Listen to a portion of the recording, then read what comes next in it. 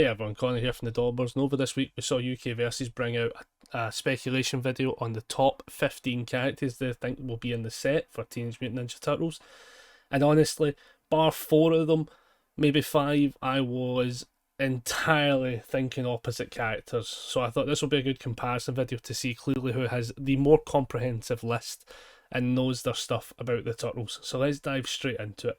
So there is an easy 5 characters. The first 5, not 4, but easy 5 that have to be in the set are as followed. You have to have Leonardo, the leader of the Turtles. You've got to have Donatello, obviously the tech-savvy one. You've got to have Michelangelo, the carefree and lovable one. And then you've got to also have Raphael, the clearly hothead Scottish of the Turtles. And the fifth one, that was apparently a backup option, which I do not agree with in the slightest, is the Master Splinter. There's no way he's not a character. There's no way he's not a character. And just saying it now, the set will not make sense if this guy's not in it. He's their da, right? So those are the first 5 easy picks. Then I had to look at it and I said, right, now we have to have a look and see really who else is going to be in this set. I think there's a good and bad sort of split. So let's look at some villains that I think will be in the set.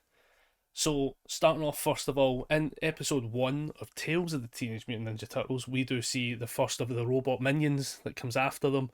Robot number 3, he'll be in the set. I think he's an easy kind of baseline character for the bad guys that's not too out there, but not so drawn back that he doesn't deserve a spot. Next up, we have the creator of the robots, which is Bishop. Now, I thought this was a X-Man crossover. Turns out it's not. It's a wee old woman. So, fair enough. You know, it is what it is. But definitely going to be in the set with probably some level of tech support, is what I'm thinking. Now, here's one of the villains that I don't think people noticed. In the first episode, one of the first things we see is Leonardo on his bed, and there is a villain in the shot, and it is not the Foot Soldier poster. It is the Foot Soldier monkey toy in the corner. I think this is a secret spy made by Bishop, and we're going to have to see it later on in the episodes when it shows up, and it's probably going to cause pure havoc. I think this is in the set. And then the last one up for the villains that are definitely in this set is on Bishop's back right there is a robot. I don't think Bishop's the big bad. I think that robot is the real Bishop, and I think this Bishop's going to be in the set as well. So some other characters we can have a little look at that I think will be in the set are kind of like backup characters, side characters. Some you could potentially say as a backup, but I don't think this set's going to be really backup heavy. I think a lot of these characters have a spot to definitely have a character slot. So first up, we did see a Pete the Pigeon reference in the UK Versus video. I don't think Pete's in this as a single character because we have a flock of pigeons. So we have so many to pick from Patricia to Polly to Pat to Donald, Derek, and Dave. I think one of those pigeons is definitely in over Pete, and we've just not seen him yet or confirmed his name. So we also see another bird that's actually in the opening credits to this show as well. And I think the fact they're in the opening credits means they're going to have a bigger plot line to play than Pete the Pigeon.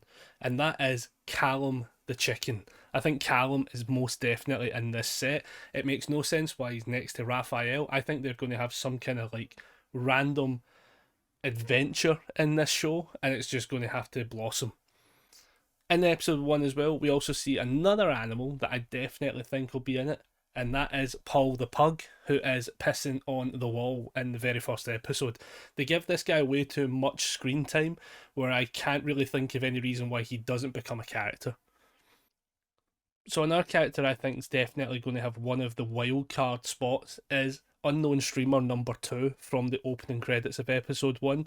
You see him at the start in the recap to everything that's happened, and it just kind of makes sense that they want to put somebody like this into the game that's kind of like a champ card, but for everyone. Next on up is the second of the characters that's going to take a wildcard spot. I think April O'Neil, but on the phone version, is going to make it into the set, and it's only because I have discovered the hidden gem, the hidden secret to this set, which is number 15. So April O'Neil on the phone is going to make sense in a minute, because I've discovered that the big boss, the evil of evil that is in this set, is The poster in the side, which was dads against phones, I think this guy's going to be the big bad and is going to have a feud with April O'Neil on the phone version. I think this is going to happen. Look at this guy's face. He is so unamused with his kids on the phone. This is just going to straight shoot back to April O'Neil, and it just obviously makes sense for him to be the big bad. So there we have it. There is the 15 characters that I think are most definitely in this set. I don't think there's any arguing about it. I think I've pretty much nailed all the characters from this show that will just be in. So if you agree with us in the comments, I'd like to see I Believe in Joe Hendry. And if you disagree, I would like to see the 15 characters you think will be in this set. And when the set gets revealed, we'll be able to compare notes and see who was closer to the truth. Thank you very much, everyone, and I'll see you all in the next video.